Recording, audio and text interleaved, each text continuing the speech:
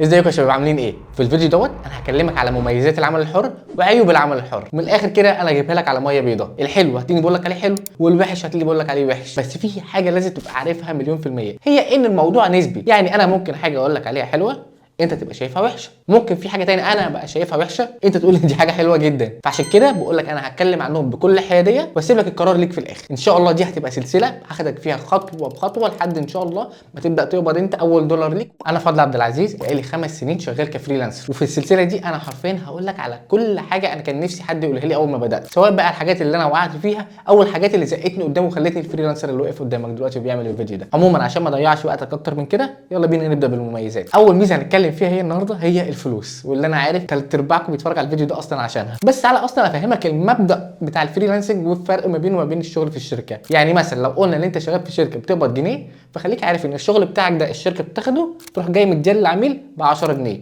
تدي لك انت الجنيه بتاعك الحلو في اخر الشهر وتحط في جيبها هي 9 جنيه بعد طبعا ما تكون طلعت الايجار والكلام ده كله. على عكس الفريلانسنج، انت مثلا خلصت الشغل بتاعك والشغل ده ب 10 جنيه، بتدي للعميل بيدي لك ال 10 جنيه تحطها في جيبك على طول. فاللي يجي يقول لك ان الفريلانسنج ما بيكسبش، خليك عارف ان هو بيغزي العين. بس خد بالك الموضوع برضه راجع على حسب الخبره بتاعتك. يعني ما تقارنش نفسك بواحد بقاله مثلا 20 سنه في المجال، ما تقولش ازاي انا ما بكسبش زيه وانا في اول سنه. لا، لازم برضه حاجه شبه دي تبقى فاهمها من اول يوم. حاجه بقى حابب ان انا اضيفها هي فكره ان فرق العمله، انت اقسم بالله انت مش متخيل ده هينقلك نقله تانية ازاي. انت ممكن بخمس ست ساعات شغل في الشهر كله، مش هقول لك في الاسبوع، في الشهر كله بمرتب صاحبك طول الشهر. فالموضوع في الاول وفي الاخر هو حرفيا ملوش سقف. انت ممكن تكسب جنيه، ممكن تكسب مليون جنيه في الشهر. الموضوع راجع على الاجتهاد بتاعك وعلى حسب خبرتك. تاني نقطه بقى هي فكره الوقت. يعني انت تقدر تشتغل في اي وقت انت تحبه. هتقولي طب الموضوع ده يعني يهمك في ايه؟ بالعكس، ده انت لما تشتغل في شركه بتبقى عندك شغل بتاعك الصبح، فبيبقى عندك الوقت بالليل اللي انت تعمل فيه اللي انت عايزه. هقول لك لا والله العظيم، انا الموضوع بالنسبه لي فكره ان انا بقدر جدا ان انا اقعد مع العيله واقعد مع اصحابي واخرج معاهم في الوقت اللي انا عايزه، مش الوقت المفروض عليا. انا مش حابب في يوم من الايام ان انا ابقى الاب، او انا لو انت مثلا بنت تبقى الام اللي طول الوقت على طول في الشغل ومشغوله عن الناس ومشغوله عن اصحابها ومشغوله عن عيالها لمجرد اللي هي عندها شغل كتير. ربنا طبعا يقوي كل اب وام مضطرين ان هم يبعدوا عن عيالهم عشان الشغل، بس انا بقول لك هو من دلوقتي انت عندك القدره ان انت تختار حاجه شبه ديت. انت عارف ان تاني اكتر حاجه فعلا بحبها في الموضوع ده ايه؟ هي فكره ان انا مش مضطر اصحى بدري. انت متخيل يعني ايه تصحى بدري الساعه 7 الصبح عشان تنزل تجري تلحق البصمه، او ان انت تنزل عشان تلحق الاتوبيس او تلاقي حاجه تركبها اصلا؟ لا لا فعلا مش انا خالص. اي نعم ساعات بضطر ان انا اصحى بدري، بس ده راجع لسوء اداره الوقت بتاعي مش اكتر. بس بقى فعلا والله العظيم لو هنتكلم بجد، هي فكره اللي انت الفريلانسنج بيدي لك الوقت الكافي اللي انت تقدر تشتغل على حاجه تانية جانبيه. عندك مشروع بقى عايز تشتغل عليه، في فكره في دماغك حابب ان انت تعملها بجد وتوريها للناس، عندك قناه يوتيوب زي اهو دلوقتي، فبيبقى عندك الوقت اللي انت تكتب حلقات وتصورها. كل الكلام دوت الفريلانسنج بيتيحه لك. على عكس الشركه مثلا، لو انت شغال من الساعه 8 الصبح لحد الساعه 4، انت ممكن تخلص الشغل اصلا الساعه 12، بس مضطر غصب عنك تقعد لحد الساعه 4. تسالهم ليه؟ يقول لك دي سياسه الشركه، ما فيش حد هيمشي قبل ميعاد الشركه. اي نعم احنا كده اتكلمنا في الوقت، بس خد بالك ان انا برضو في العيوب هتكلم على حاجه تانية برضو في الوقت. خليك متابع معايا الحلقات ديت واحده ورا التانية عشان ما تاخدش نص الصوره. الحاجه بقى الثالثه هي فكره اللي انت تقدر تشتغل من اي مكان انت عايزه. يعني انت طول ما انت معاك نت ومعاك اللابتوب بتاعك، انزل اقعد في اي حته.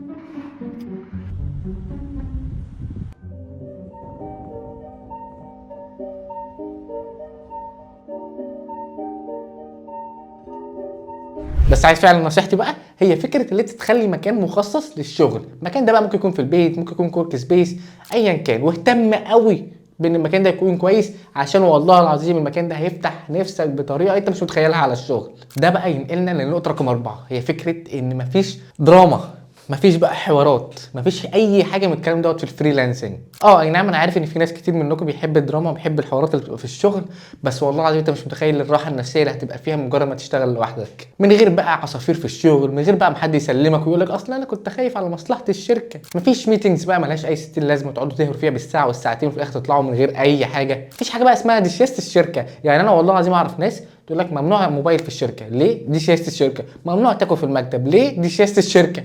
النقطه اللي جايه بقى ديت عن ضغط الشغل. في حاجه مهمه لازم تبقى عارفها، ضغط الشغل ده ملوش اي علاقه بالمجال اللي انت فيه. يعني انت بقى لو شغال فريلانسر او شغال في شركه، فانت في اوقات كتير جدا ممكن تتعرض ان الشغل اللي يبقى فيه ضغط. بس حلاوه الفريلانسنج هي ان انت تقدر توقف في الوقت اللي انت عايزه. لما تحس ان اللود بقى كبير عليك وان الحمل خلاص ما بقتش مستحمل، سيب كل ده وتخش تنام، سيب كل ده وتقدر تنزل، تقدر تعمل اللي انت عايزه، على عكس اللي انت تكون شغال في شركه.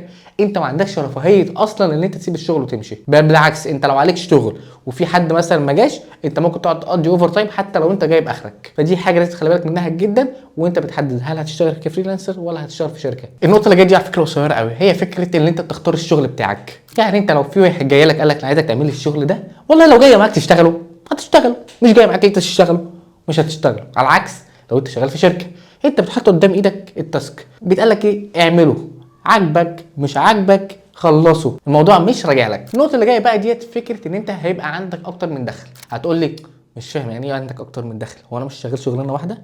لا انت شغال شغلانه واحده، بس انا عارف ان الفريلانسنج الحمد لله الشغل بتاعه كويس وفلوسه كويسه، بس انت كشغلك كفريلانسر هتلاقي مع الوقت بينمي عندك مهارات تانية وسكيلز تانية تقدر حرفيا تكسب بيهم لوحدهم بعيدا عن الشغل بتاعك اصلا. فانت لو قررت في يوم من الايام اللي انت عايز المهاره التانية بتاعتك دي تشتغل بيها كفريلانسر بقى او تبدا تعمل بيها حاجه تانية، فانت تقدر تكسب منها برضه. وزي ما قلت لك انت عندك وقت تاني اصلا تقدر تعمل دخل تاني ليك عن طريق اللي انت بقى تشتغل على مشروع انت بتحبه، تنمي مهاره تانية بقى انت بتحبها وتبدا تكسب منها. زي ما قلت لك الموضوع في الاول وفي الاخر راجع لاتفاقك انت. لو انت حابب ان انت تزود دخل هتقدر، مش حابب وعايز تكتفي بالفريلانسنج برضه عادي براحتك جدا. والحمد لله كده نعتبر خلاص وصلنا لاخر الفيديو، ما قدمناش غير نقطه واحده بس. انا قبل ما اقولها انا فعلا عايزك تعمل حاجه واحده بس، هي ايه؟ ان انت تعمل سبسكرايب. ليه؟ لان انا عايزك انت ان شاء الله لما الفيديو اللي جاي بتاع عيوب الفريلانسنج ينزل تتفرج عليه ويبقى عندك الصوره واضحه، عشان تبقى شفت المميزات وشفت العيوب وعلى اساسها تاخد القرار بتاعك. ويلا بينا بقى نخش النقطه اللي جايه.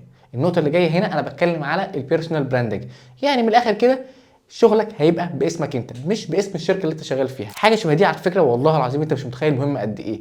ابسط حاجه فيها هي ان انت هيخليك تتشارج بطريقه انت مش متخيلها، هيخلي الريت بتاع الشغل بتاعك ثمنه اعلى بكتير جدا من ان انت تكون شغال في شركه. واقول لك على حاجه ثانيه كمان بعيدا عن الشغل، ده بيخليك حاجه اسمها ايه؟ ذا جو تو اكسبرت، اللي هو ايه؟ الشخص الخبير في الحته ديت. هتلاقي اصحابك ايا كان هم مين، لما يبقى اي حد فيهم عنده استفسار او عنده مثلا اي حاجه عايز يسال عليها في المجال دوت من غير ما يفكر هتلاقيه بيجي لك انت على طول. والحاجه كمان برضو هي فكره ان انت تبقى تشتغل على البيرسونال براندنج بتاعك، بيخلي ان انت تعمل علاقات مع الناس سهل الطريقه انت مش متخيلها. على عكس بقى الكلام ده كله ايه؟ ان انت تكون شغال في شركه، لا قدر الله انت مثلا لو الصبح صحيت لقيتهم بيقولوا لك معلش مش هتقدر تكمل معانا، انت ما قدامكش غير حاجه واحده، تاخد البورتفوليو بتاعك وتدور على الشركه اللي بعدها. فاديني هو انا قلت لك كده كل المميزات الحمد لله. الفيديو اللي جاي ان شاء الله انا هقول لك على العيوب بتاعت الفريلانسنج، فانت خليك حريص مليون في المية ان انت تعمل سبسكرايب عشان الفيديو اللي جاي لما ينزل تتفرج عليه، وزي ما قلت لك عشان يبقى عندك الصورة كاملة اللي على اساسها تحدد. وان شاء الله اشوفكم الفيديو اللي جاي.